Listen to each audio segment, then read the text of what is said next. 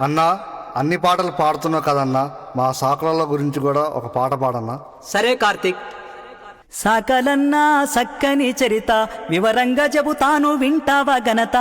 సాకలన్నా సక్కని చరిత చాకిరికి మూల పురుషుడైనట్టి, చాకిరికి మూల పురుషుడైనట్టి మాడేలు మాచయ్య మర్మంబు చెబుతా. సాకలన్నా సక్కని చరిత వీరభద్రుని పై నుంచి జారిన, వీరభద్రుని పై నుంచి జారిన చెమట చుక్కలేని అవ్వ అయ్యలు. సాకలన్నా సాకలన్నా సాకలన్నా సక్కని చరిత వివరంగా చెబుతాను వింటావా ఘనత. సాకలన్నా సక్కని చరిత. ఒకనాడు శివుడు జంగముని వేషంలో మాడేలు సీతాలు ఇంటి ముందరికొచ్చి 84,000 జీవరాశులున్న బొంతను ఉతకమని ఆ దంపతులకిచ్చే.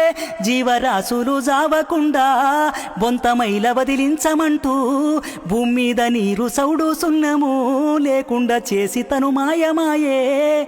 అంతలో సీతాలు తలను ఖండించుకొని కడుపు గోళము చేసే, ఎదురమ్ము బండాయే, కాళ్ళు కట్టాలాయే, పేగులు దండాలాయే. సాకలన్నా సాకలన్నా సాకలన్నా సక్కని చరిత వివరంగా చెబుతాను వింటావా ఘనత. సాకలన్నా సక్కని చరిత చాకిరికి మూల పురుషుడైనట్టి మాడేలు మాచయ్య మర్మంబు చెబుతా.